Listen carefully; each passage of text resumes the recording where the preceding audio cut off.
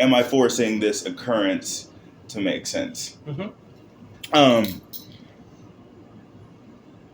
But then there are the occurrences that happen that don't make sense. Mm-hmm. And that are occurring in times when you don't necessarily need them to occur.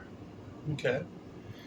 Then that's when it's like, okay, is this luck or is this something else of my own doing that is finally paying off? You know what I'm saying? Because there has to be some sort of reasoning for any weird phenomenon that happened in this world, you know? Right. There's generally some sort of explanation somewhere, Mm-hmm. whether it's something that can be understood or not by a person is dependent on the person, their knowledge, and dependent on the circumstances. You know, sometimes it's very hard to find the explanation. Yeah. Sometimes they're... But okay. One thing I have asked is like, what if there is no reason? What if it is just because it is? This I can't really dig really into that. What if we are thinking too much into things? Mm-hmm.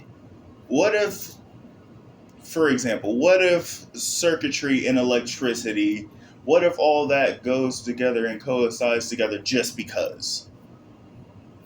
And not because of any formulaic reason. We are making the reasoning.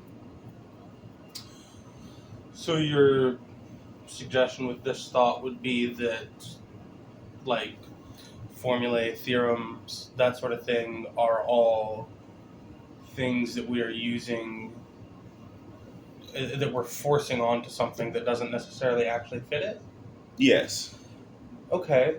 See, I can follow that line of thought because of things like string theory and quantum mechanics, where there are things that happen that we have no explanation for. We don't understand it yet. Exactly. But of course, then the question that comes to me is, do we not understand it yet because our understanding of the universe and its properties are flawed? Possibly. Is it just because we haven't studied enough? Possibly. Is it just because the right person hasn't come along? Because,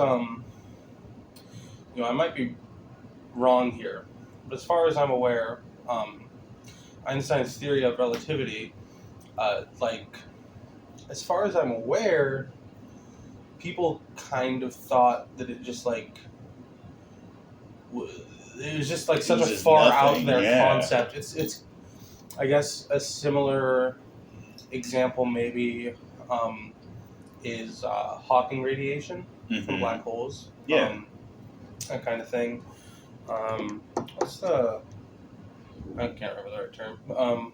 But that's another thing that, like, just until Stephen Hawking comes along and gives that idea and starts giving it credence, it doesn't exist. Or, there's stuff like antimatter, dark matter. Dark matter especially, because we can't... My understanding is that we possess no way of seeing dark matter, besides just as sort of like an absence of stuff to matter. See, like absence of light, that sort of thing. Yeah.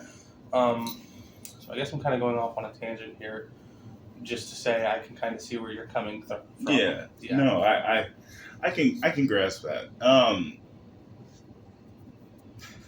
And I was thinking that with antimatter, the concept of having something be created out of nothing to be kind of interesting. And right, because the current understanding of, like, the laws of matter is that you can't create something out of nothing, and similarly, you can't reduce something to nothing. And yet, that is the natural beginning, which is theorized to be the beginning of our universe. Nothing turning into something. There had to have been something to add to that nothing. You can't have 0 plus 0 equals 1. You have to have that at least 0.001 factor to be quantifiable to add to something. So my question now is, what was that something that was added to nothing that created everything? Right. What was that one missing piece? The fascination that the universe was created from nothing is fine in itself. But let's dig a little bit deeper. What was that thing that was added to the nothing to create everything that we have ever known, including consciousness as we know it itself? Well, I can't say that I have enough familiarity with the Big Bang Theory, for example, Neither do I. Yeah, to like say for certain that I'm not a. Well, I don't.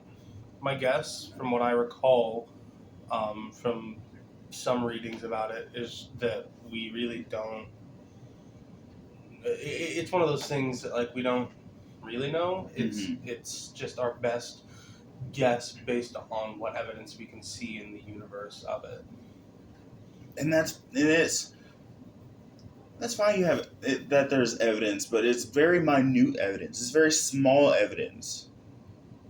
Like the universe is moving so fast and yet so slow in its expansion that we can see it moving, but it's over the course of thousands of years, millions of years, billions of years. At what point does the container reach its max and we just become full? Or is there just constant expansion? The question is there a maximum? Is there a container? I got no idea, pal. I don't Exactly. And it's fascinating how large you can go. You can go planetary. You can go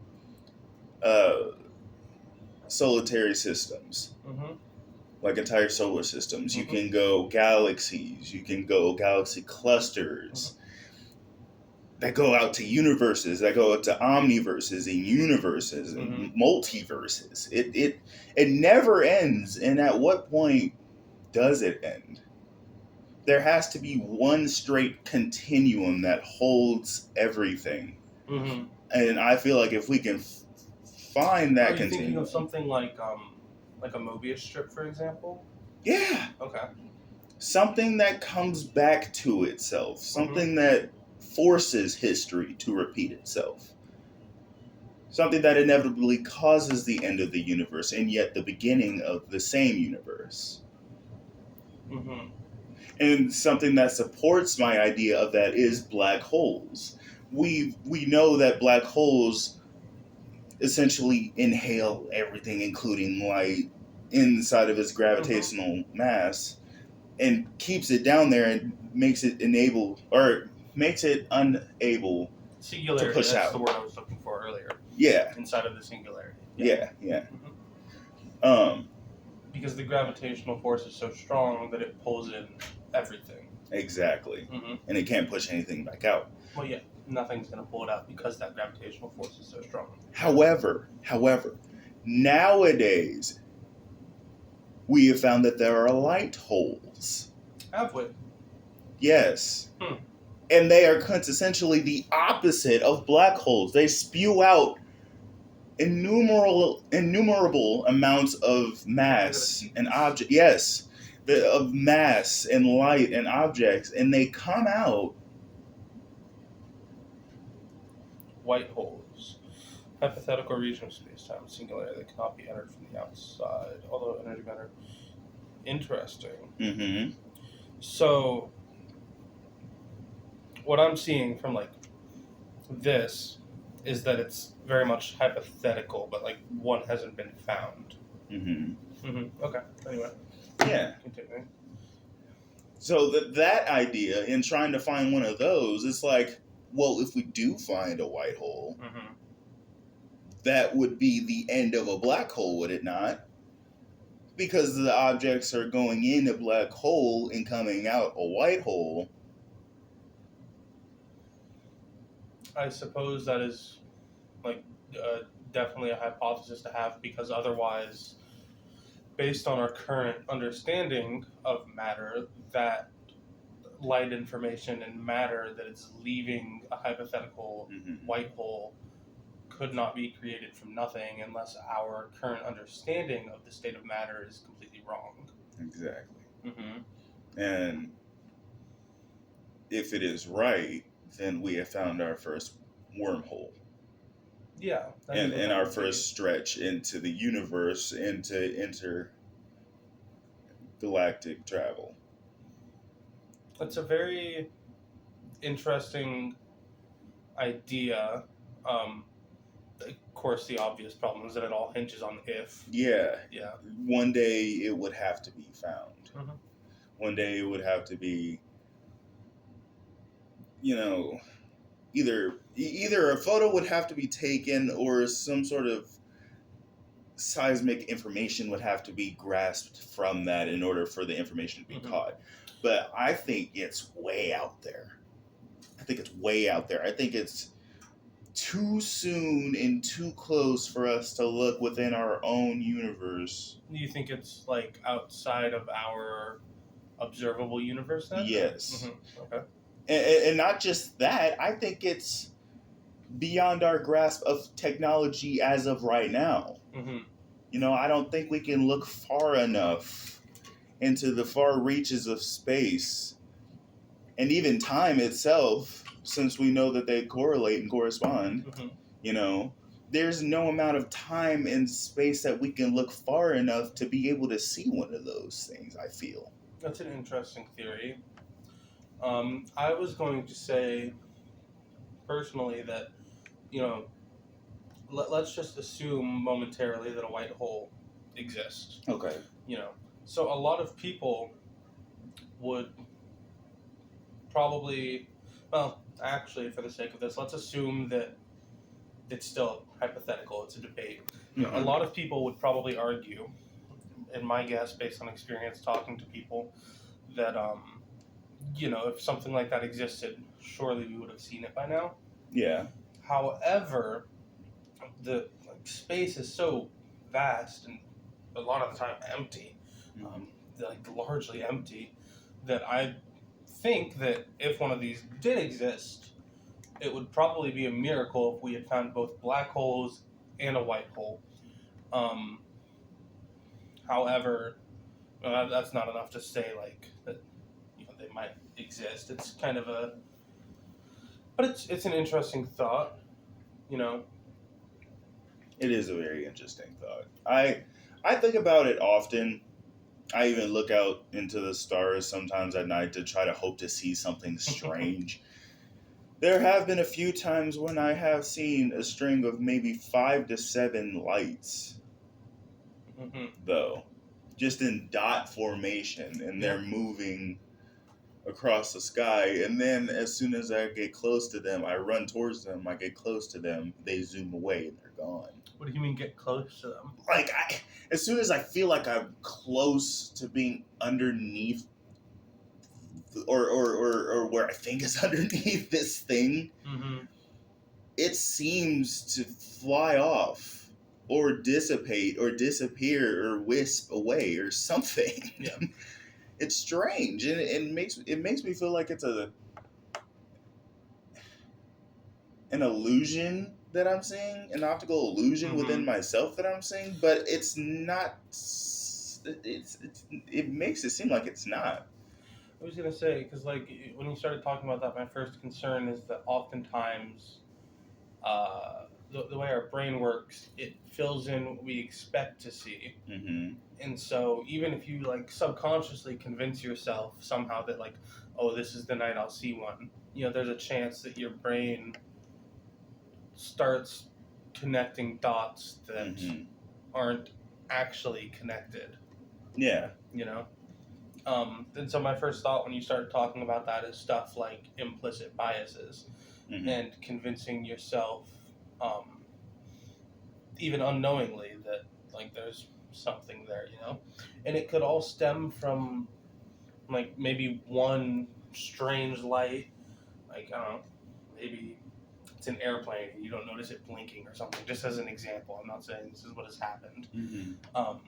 But you see that, and then you start connecting it with stars that you can see, Mm-hmm. and then you get under it, as you said, and where'd the light go? Well, it's an airplane. It was moving, right? Yeah. I don't know. That's just like one scenario or example like I thought of when you started mentioning that. Not to say you couldn't have possibly. Oh, it's seen what you definitely a think you've seen, possibility. but No, go ahead. Sorry, it's no, definitely a that's possibility. all. It's definitely a possibility because in my head, anything and everything is possible. Mm-hmm. This universe is way too large and way too expansive for there to be nothing that is impossible. I will say my one concern with the idea that you might have seen something like this, like just yourself with your eyes, is that is this like a one-time thing, or like you feel like it's happened multiple times? Oh no, there have been multiple times when I've seen different patterned light structures in the sky at different times in the sky, different ways that they would fly that didn't make sense to my own head, or different patterns that they would go in and then drastically disappear a few seconds to a few minutes afterwards. That makes it seem so ominous, mysterious. Okay. Hello. How's it going? Yo. Thank You you. might want that. See, and my thought would be that if this is something that you've seen multiple times with just the naked eye, then I would suspect that if it were truly something outside of some form of optical illusion, that it would have already been documented if we can see it with the naked eye. But what if it has been and it's been kept from us? It's possible, but I would also expect that, like, with social media, you'd see people talking about it. Mm-hmm.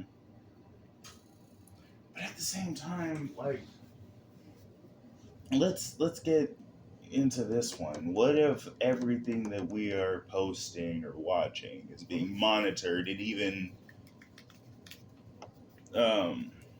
policed? You know, what if it's being altered and edited to where that we can only see what they want us to see, or we can only see what is popular to see? Wouldn't you expect that someone would notice if a post they made had been edited? With how many people are on this earth and how many people use social media? Yes, but at the same time,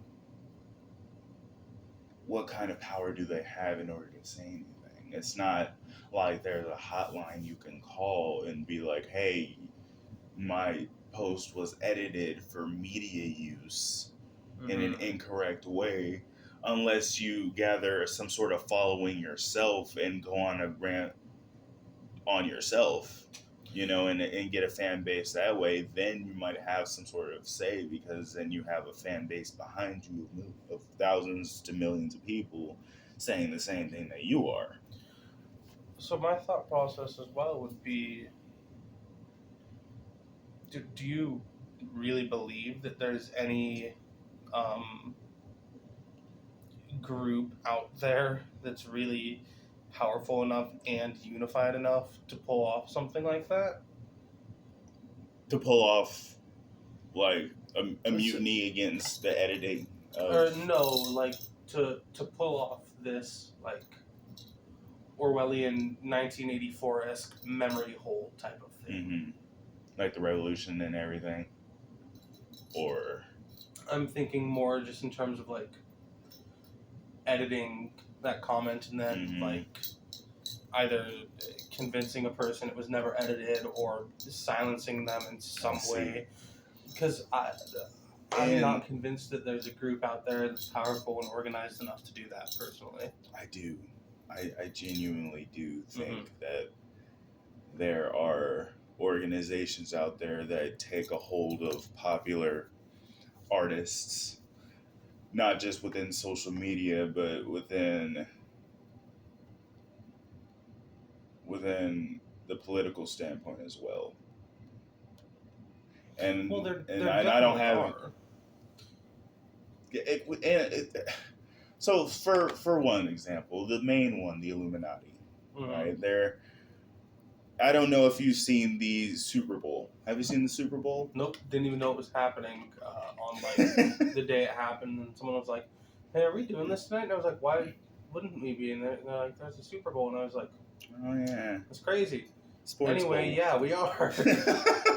But yeah, no. During the Super Bowl, during the halftime show, I guess I should say, there were several um, invitations towards Satanism and the following of the cult. You know, Okay. with the Illuminati being present, there was a moment when Rihanna threw up an Illuminati triangle before her performance. And it was all over social media. She wore all red while her followers wore all white, and they danced in a triangular shaped pattern. Okay, and a lot of the songs had to deal with greed, lust, money, theft, pride, and where my question comes in is That. yeah. Okay. And where my question comes in is this a true work of the Illuminati in the way of them trying to throw in secret messages that they still believe that people can't find, even though people very much say that it's true? I mean, I'll say this image in particular, I'm not convinced, just because looking at the shadows, it looks very plausible that she could just be, because like there's the shadows from her arms, that's the shadow on her face, everything else is lit, including her hands. This image to me just looks like she's blocking light, you know? You think she was just blocking the light in that format? That would be my first assumption, yeah. They could, just because that seems like the most likely, and because if you look, you can see on her head here, right behind where her hands aren't blocking, you can see the light again. Okay. So that's light that would be shining straight on her eyes otherwise. Okay. That might be true in this case, but what about artists that were doing shows in the daytime, but it's been cloudy out? There were no lights in their eyes, and they've done the same symbol, such as Jay-Z. He's done it in a few of his daytime performances with no light shining in his eyes just before a performance, as if to symbolize something. So what do you think it could be then, if not a secret organization or something meant to control the masses through media? Or is it something that is self-aware? The media knows that people are going to think, oh, Illuminati, so they're putting it on purpose in front of our faces to try to create an increased following and uproar about it. That last part would be, in the circumstance where it's not like blocking light or something along those lines, like just trying to, because like this is, I mean, you know, personally, if I'm like blocking light, like I'll probably do this rather than like this. But depending on where the light, do this. Yeah, depending on where the light is, like this might not work so well, or even this. Like I've definitely had my hands kind of like this before, like blocking light. But she had it like this though. This doesn't necessarily block anything. It depends. It even creates a spotlight straight on your face, even if the light's not angled to do so in this photo. But what I was getting at is that I would guess it's more likely just a publicity stunt. Yeah. Okay. Well, what if we're all wrong about that? I mean, we could be, but I just personally have a hard time believing that any organization could be so perfectly unified and powerful, so as to have the sort of control they need to have. Not even stay. Yeah. Not even an organization established over the course of hundreds, even thousands of years, under the right wing of famous and influential figures over the course of history. I mean, the first thing I would think of is like the Catholic Church. Mm-hmm. Very powerful over the years. I couldn't give you exact years, obviously. Mm-hmm. But they are still very devout to their following, still even to this day. Like they still have a major following. But what I was gonna get at is just that even an organization like that, which is, to my mind, currently the most powerful and unified organization I could think of over the course of history, Mm-hmm. wasn't perfect. Things still, there were still, I guess, whistleblowers. Yeah. For an example of a term. Mm-hmm. So if an organization, even as powerful and well connected as that, Mm-hmm. because they would have been, they were connected to governments and rulers, and if an organization, even as powerful as that, can't keep all its secrets, I don't see how any organization could. Mm-hmm. Well, what I think it is in the Illuminati is that I don't think they're keeping secrets. Okay. What I think it is that they are purposefully placing their agenda in plain sight Mm-hmm. in order for followers to see and give them more clout about, Mm-hmm. give them more of a following, give them more props for placing these things. That's why over the years you see more and more and more theories based off of Beyonce being a part of the Illuminati, and now Rihanna, you're seeing Katy Perry and Britney Spears, Jay-Z. You're seeing all these big name stars and influential stars for their times being claimed to be placed in the Illuminati.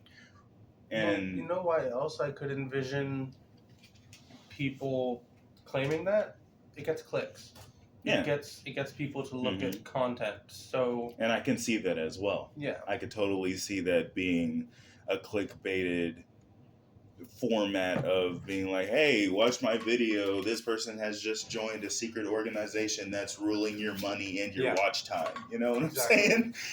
However, it seems so convoluted that it just might work.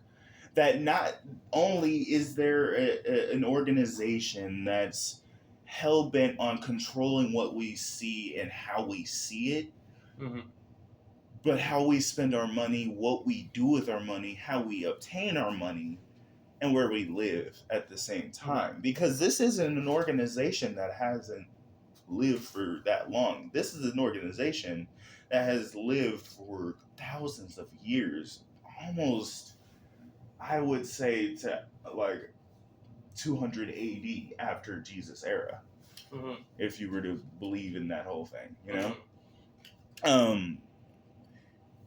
and for there to be ideas of, even in some hieroglyphs and ancient drawings, there's sometimes being like an all-seeing eye within a triangle, or the idea of the pyramids being placed in a specific pattern because of an organization that was in commutes with a higher form of intelligence over the course of histories. So now it's not just about us following media and spending our money on the media that it wants us to follow. Now it's about following an agenda that's been in place for thousands of years for a higher set of beings that are here, or maybe here, in that we just don't know and are too blind because we're following our fucking TVs. You know? Okay. That was a lot, but So let's assume, for the purpose of this, that the Illuminati does exist, okay? We'll just assume that these higher beings, what would those be? Are we talking like gods? Not multidimensional beings? Like what okay, let's get this straight. The idea of what we think are gods are just ideas and formats and beliefs of morals and stories that we have heard over time. Agreed.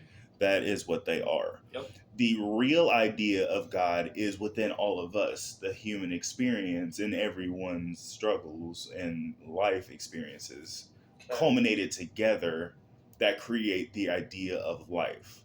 We would not have God without us. We would, in theory, we would not have us without some sort of God or higher way of thinking or ascending. So to think that the Illuminati is the gods is not exactly that, because the idea of a god is that it is an omnipotent thing or form that is over us. So something you mentioned there is the idea of God being the culmination of human experience, correct? Mm-hmm. But then you mentioned also that in order for humans to come into being, there would have needed to be some sort of God, right? I feel like some sort of, yes, that is what I said, Okay. but in the meaning of that, some sort of idea of God.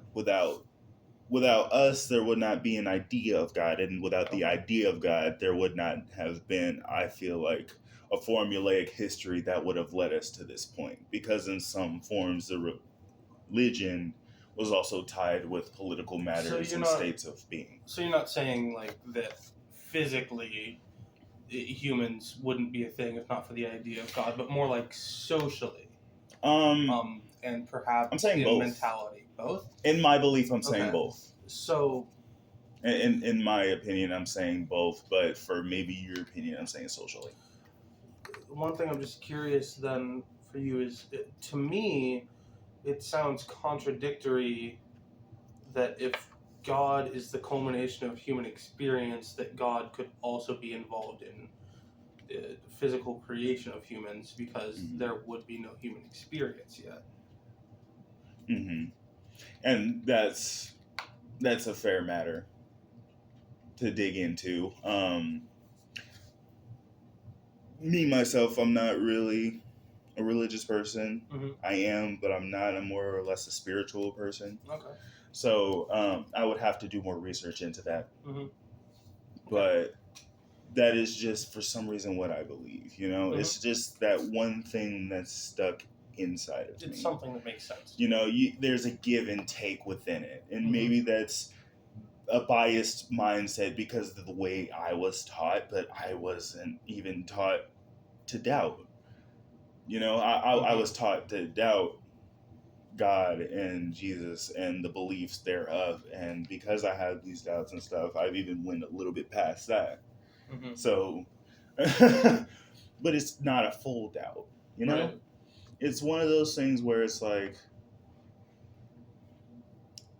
the belief has been stuck with you so long that it's a part of you and your essence and your human experience. So that's what makes me think that way. Okay.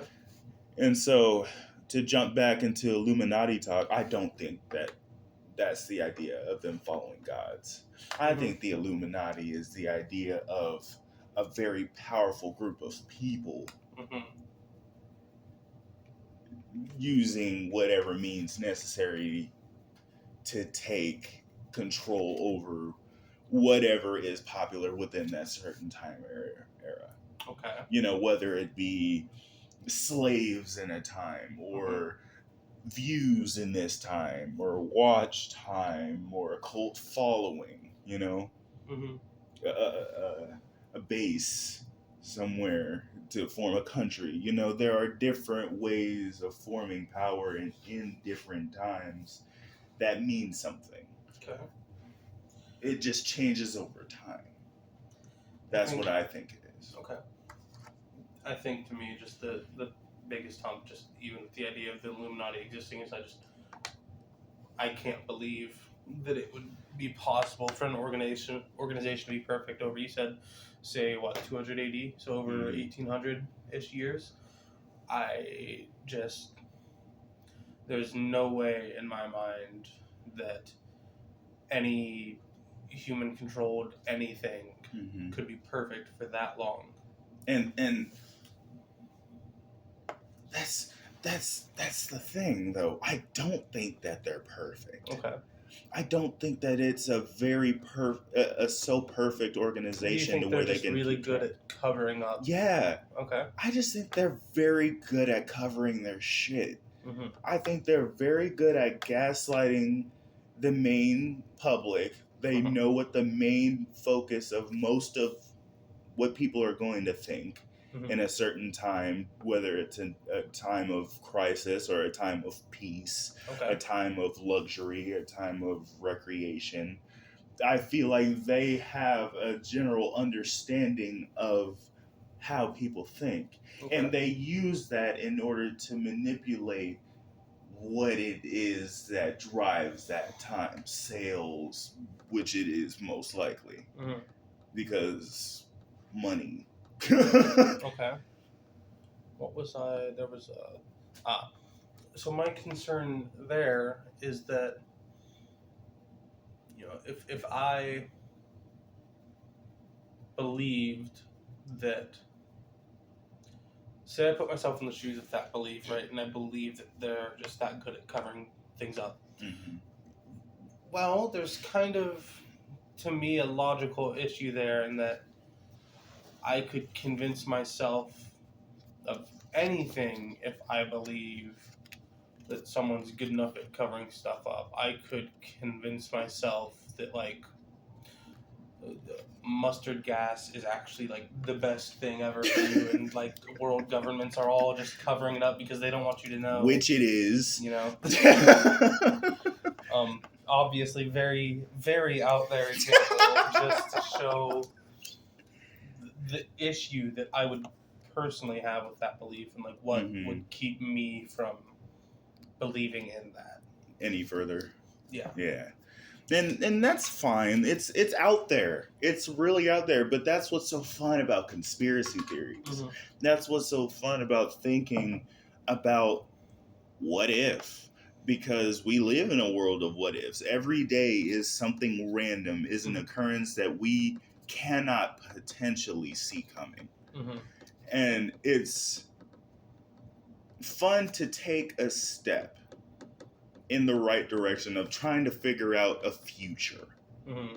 where we're going, how we're going to evolve any further. Because for the time being, what we have been doing now has been finding the latest styles of fashion, cooking, and dressing up our cats on TikTok. Mm-hmm. You know what I'm saying? And it's even, creating a family and getting a basis Mhm. for the next generation of us, for humans Mhm. in the future. But in the long run, I feel like the number one concern within humanity is, where do we go from here? How do we evolve? Do we evolve? Are we the base, or are we the maximum form of our own evolution, or are we going to get smarter or higher within our Well, I think that's a hard question to answer until the day it where we happens? find the missing link. Mhm. If you're familiar, the idea is that we evolved from apes into, well, eventually Homo sapiens. Which is not true, by the way. Yeah. Wait, which, huh? Which is not true, by the way. Okay. We'll ignore that for now. And For now. then that there is a link somewhere that we're missing, an in-between stage. Mm-hmm. And it would be hard to answer, like, whoa. I mean, even if we had that missing link, I'm not entirely certain that we could answer what the next evolutionary step would be, just because Yeah, how would that's delving such into a broad concept. how would delving into the past tell us what's in the future? Well, for one, we know history repeats itself, Mm-hmm. so there's that. Mind you, that phrase is broadly directed towards human history and human mistakes. Yeah. However,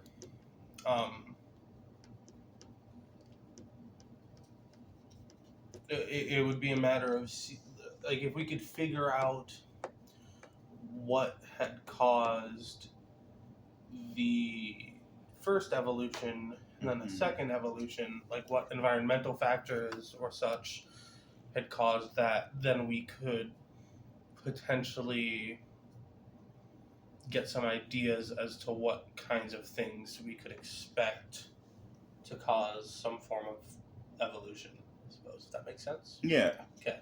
Do you think it's possible that we're devolving?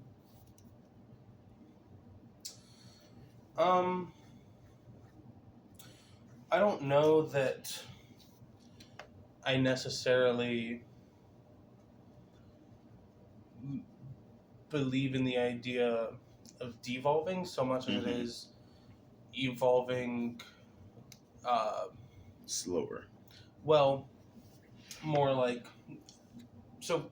A term like devolving, you typically would expect it has a negative connotation, right?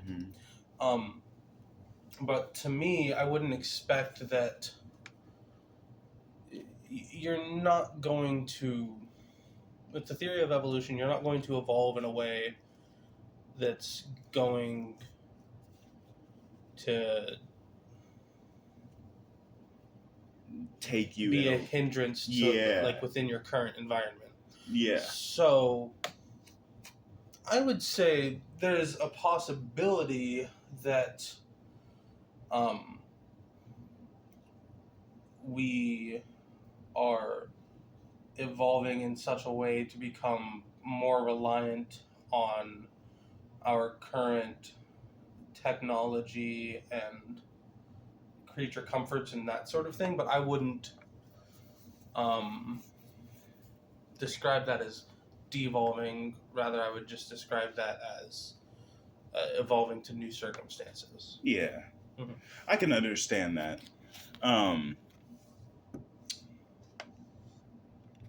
Just in general, the idea of thinking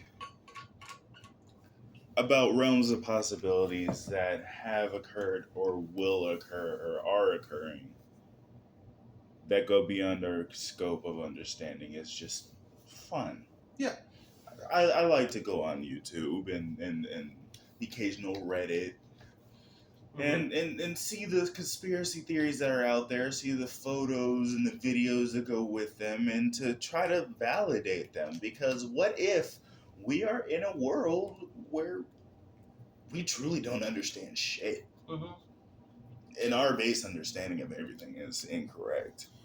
I think to me, the thing to keep in mind is that it can be fun, but for me personally, I always am like having an open mind is great and can certainly be fun, but you have to be careful because I think I'll just give an example of what I was going to try and explain rather than trying to explain it because I think the example will be more effective. Okay.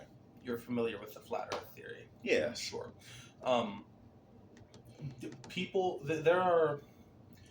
I think there was actually a flat Earth documentary made by some flat earthers, and they did experiments to prove their belief, but what they ended up doing was disproving their belief, and the experiments they did proved that the Earth was spherical, or at least not flat.